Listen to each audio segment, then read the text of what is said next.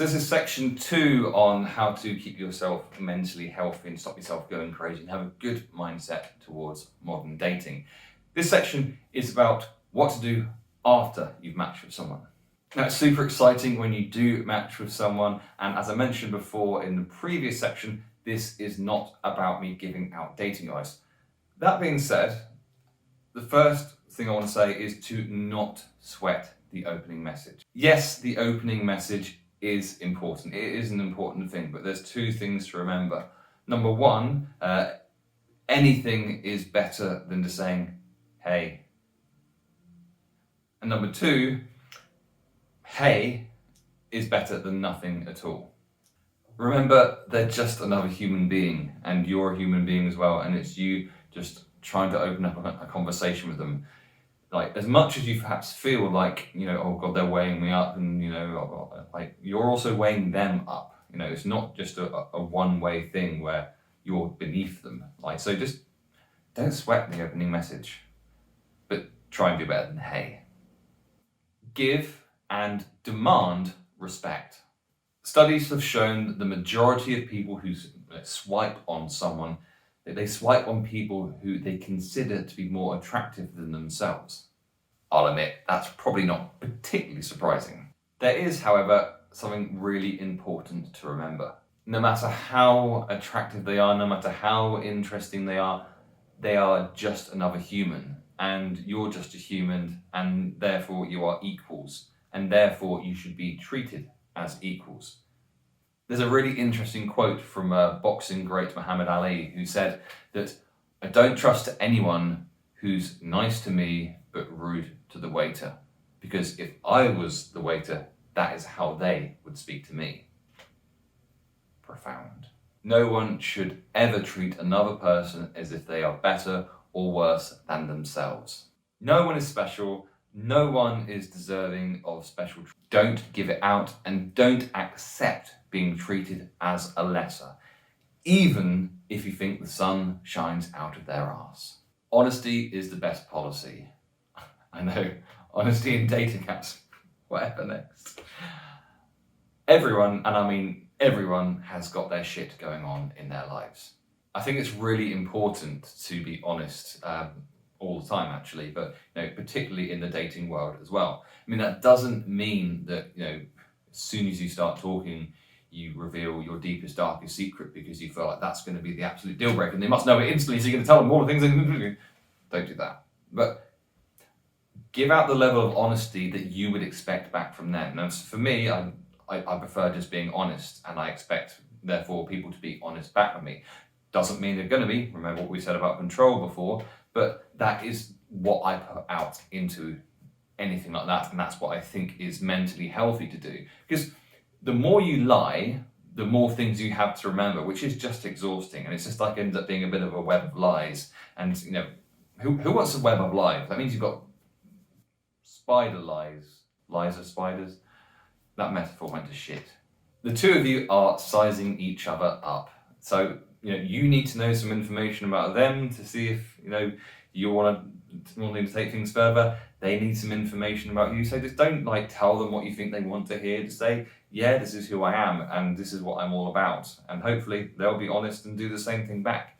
And take it from there. Because what's the point in lying in those initial phases? Because then you end up meeting someone who thinks you're someone different to who you are. And what if they end up really liking that person? Then you have to continue that lie on and carry on those lies and carry on those lies. And at some point, it's going to get too much for you. You're going to have to own up and say, well, yeah, actually, I'm not a multimillionaire, or I'm not this, or I'm not that, or I do have this going on, or whatever it might be. So just be honest. #preach. Keep dating light and breezy. Now, it may be the case that your dream is to set up your own homestead and have 10 chickens, 5 dogs, 3 cats, a herd of guinea pigs, 2 alpacas, and to live off the lands and grow all your own food. But maybe just don't open up with that, because that's a lot to for a single person to take on all at once. Imagine you just seen this person in the pub and you like them and you want to just get chatting with them. Is that what you need to open with? Imagine how that conversation would go in the pub. Hey, I want to start up a homestead and have however many animals I just said in the previous bit, and grow our own food. Does that sound good? Whilst honesty is important, you don't have to throw absolutely everything about yourself at them all at once. Just you can drip feed honest information to them and open up more as you begin to trust them more. Putting everything about yourself out, putting your heart on your sleeve and saying, there it is, look at it. That is a surefire way of, putting yourself in position where you may get instantly rejected and end up feeling pretty crap about yourself. Because it may be the case that that person, they're happy to do all of the things that you want and are happy to accept all of the things you've spoken about. But if you just go, look, here's all my issues, here's all my baggage, here's all my shit, and just throwing it at them all at once, it's going to be a lot for them to take on. Whereas if they find it out bit by bit and you get to know each other bit by bit, you may find that they've got a lot of stuff that they're slowly introducing you to as well. You don't find out everything about someone straight away. So you don't have to tell them everything straight away. If there are certain things which they really need to know straight away, then be honest about them, but you don't have to, throw all your hopes and dreams and aspirations at them on date one or conversation one. Be patient. Now, as I said in section 1, people are busy. There are so many things going on. I can't really remember a time in my life when there's been more things going on for me, and I'm not the busiest person in the world. There are people who are busier than me. So, yeah, you've matched with someone. It's exciting. It's really exciting. I get it. And you kind of start thinking and wondering about where it's going to go. Send whatever message you're going to send, and then wait. As I said before, people have got all their things going on. Maybe they check the app once a day at night. Maybe sometimes they forget to check it. Maybe sometimes they do a 16-hour shift at a hospital. Maybe they've got other things going on, and because you're not instantly going to be their priority. So send your message and wait. And if they don't respond, then they don't respond, and that may be for any reason, and you don't know what that reason is. As I spoke about in section 1 as well, we talk about control. You don't have control over when or if this person even replies to you. So just say your bit and wait. Be patient. No amount of checking back on the app or refreshing the page or whatever it might be is going to make them respond any quicker. You do not have any control over when they respond. You can bombard them with messages saying, hey, hey, hey, and send something else as a kind of constant reminder. Chances are that's going to have the opposite effect to what you're trying to achieve. Moving away from the app. So let's say things are going well, you're chatting well on whatever app it is you're chatting on. They have certain restrictions on the app, so maybe you want to move to a different form of communication. Maybe you want to start chatting on WhatsApp or Snapchat or whatever it might be. But there's certain things to consider for yourself in terms of protecting yourself mentally, emotionally, and physically with regards to this. For your own safety, I suggest that you do not give out any contact information until you feel completely comfortable to. So, if they ask for that information, ask you to kind of take it to a different app, and you're not ready for that yet, don't feel bad about the fact that you're not ready yet. You can just say, I'd rather chat on here for now. If you're unsure, then a kind of nice midway point is to perhaps moving to chatting on Instagram, because that presumably that's not giving out too much of your information, not giving out your phone number certainly. So it's and it's very, very easy to just kind of block them on there if they start sending off the wrong signals to you. So just be careful with yourself with that regard. Receiving unsolicited messages. Although it's relatively rare, there do seem to be some people out there who just like sending unsolicited pictures of their penis to people who are basically strangers. Typically, this is guys just sending dick pics to women that they find hot, and presumably getting some form of kick out of the fact that a hot girl has seen their dick. What the fuck? But this isn't just limited to dick pics. It can be inappropriate sexual messages. It can be threats. It can be, if for whatever reason you start not liking them so much and going cold on them for whatever reason, then it can turn nasty. If this sort of thing happens, then I suggest trying to get as much information as possible, keeping a note of all that thing, and just maybe just blocking that person. And if it continues, somehow even after blocking, if they find a way around that, then do report it to the police. The chances are the police may not take any particular action at that point, but it puts it on a record so that if it continues, they can look back and say, ah, yes, I see you mentioned this back 2 months ago and it's still continuing. Now we might take action. Although it's potentially unavoidable, you can protect yourself by discussing the sort of things that you're happy exchanging and kind of saying, yeah, I'm happy with this, but I'm not happy with that. I'm not sending that until we've had a date. I'm not doing this until whatever point. That is completely within your control, because you can just set yourself boundaries about what is okay for you and what is not okay for you. And it's, just have a grown-up discussion about it. My personal opinion, and I could be wrong on this, is that, anyone can send anyone else whatever they want. Whatever floats each other's boats, you send that, you go crazy, but you have to be on the same page. And consent should be, you should get consent for sending something like that before you just, take a picture of your dick and send it to someone. Consent should be requested always. You're not the only one, and neither are they. This is perhaps the craziest part of the modern dating world, in that you could be being shown literally thousands of potential suitors every single day. I mean, you could be across all the different apps, and you're having all of these different people just throwing you, saying this person or this person or this person. As I mentioned previously, this could be a rate of kind of 50 a minute if you're going really crazy with that finger. That kind of sounded inappropriate. It wasn't meant to be. Now, unless you're super picky, then you are going to end up with some matches. Maybe tens, maybe dozens, maybe hundreds. Who knows? Research has shown that women tend to end up with more matches than men, and I think this is probably not surprising. But you've got to understand that whatever situation you're in, you are not going to be their only match, and they're not going to be your only match. So they are going to have other options, and you're going to have other options as well.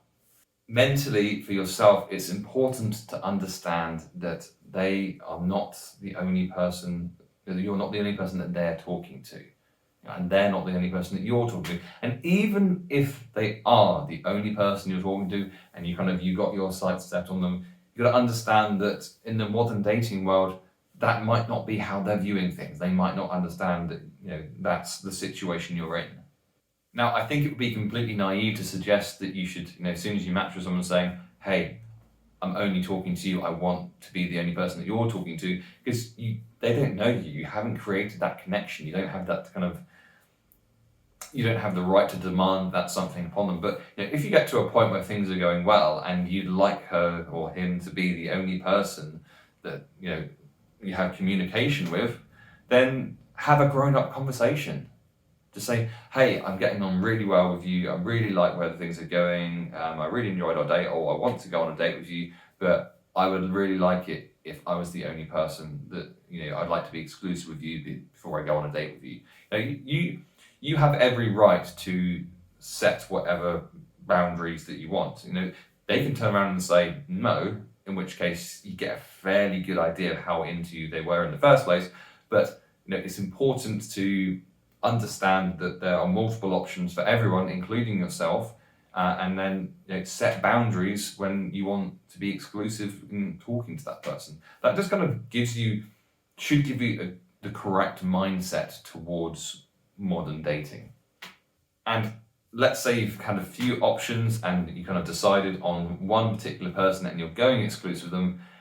It's just kind of nice to politely say to the other people you're talking to, I've decided that I'm someone I'm really interested in, and I'm going to see how that goes. Just be polite and just be honest, and it's just a nice thing to do rather than just cutting off communication and ghosting them.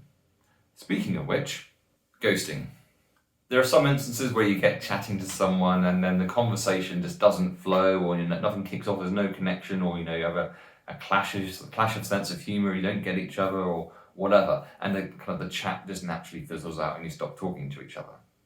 Nothing really needs to be said, it just kind of fizzles out, and that's fine. Ghosting is something completely different and something that I personally believe is completely unacceptable. One exception being, I don't think it's ghosting if someone's just being really, really pushy and is ignoring you saying, no, I'm not interested in continuing, and then you just block them, stop contacting them because you sent the message saying that you no longer want to talk to them. That is not ghosting. Ghosting is when someone just out of the blue, for whatever reason in their head, just goes, I'm going to stop talking to you, I'm not going to give you a reason, and I'm going to block you, and you can't contact me, and you get no reason why, and you get no closure and anything. That's the kind of spiral, and that's what ghosting is. Ghosting is impolite, it's immature, and it can be pretty damaging as well. If you've been chatting for a while, maybe you've developed some feelings for someone, maybe you've had a date, maybe you felt like there was a connection, maybe you've had some affinity for that person, and then contact just gets cut off by them, then yeah, it can be pretty damaging. It leaves you questioning, what's wrong with me? What did I do wrong? I'm feeling anxious, and then moving forward, you be wary about what decisions you make and what you say. Was it because I let them know this about me? I better not know that. I better hide that. I better lie. It makes you question all sorts of things and creates a huge amount of self-doubt. Here's the biggest thing though. Ghosting says a lot more about them than it says about you. I'm going to repeat that. Ghosting says a lot more about them than it says about you. Let's assume the worst case scenario and you said something really stupid, accidentally offensive to them, and they decided to stop talking to you. That would be a pretty nightmarish scenario. So it actually was your fault entirely, and that's the reason they don't want to talk to you anymore. If this is the case, and it's probably unlikely, but if it is the case, then first of all, you're probably going to be aware of that, because something ridiculously offensive is not going to slip out your lips without you knowing about it. But secondly of all, it doesn't excuse them not saying anything about it to you. Most of the time, however, this isn't the case.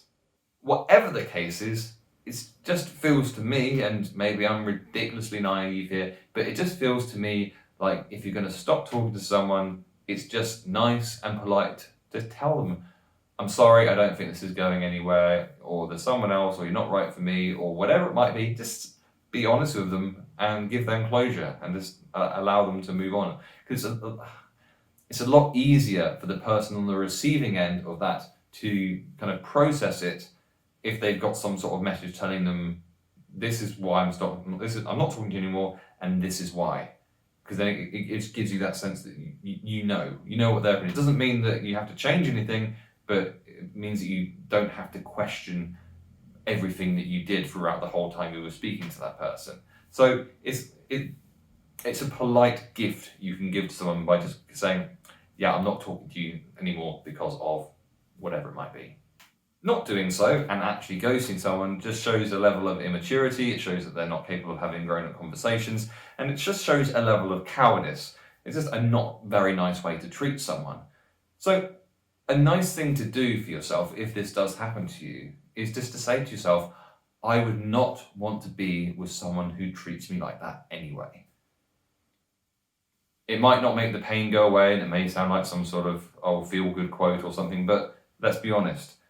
They've treated you in a way which you don't want to be treated. So that's the sort of person they are, who thinks it's acceptable to treat someone like that. So, although you may have developed some feelings or some connection or affinity with that person, that doesn't matter, because they treat people like that and you don't want to be treated like that. You're better than that. You are. And you look great.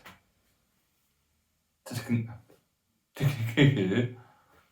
conclude, there's 4 things I want you to remember. What you control when it comes to modern day dating, and that's your thoughts and your actions.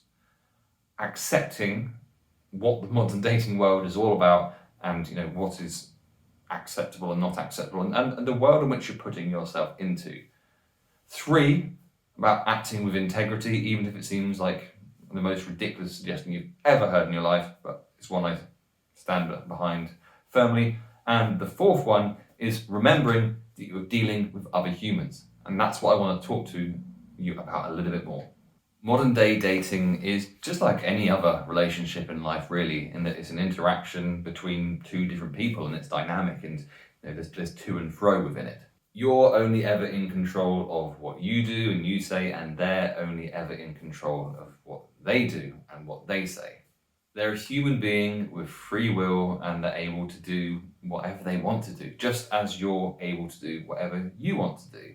And it's this level of free will and ability to do absolutely anything they want, which is a strong reason why, particularly in the early phases of things, you don't put too much weight of happiness into another person's hands.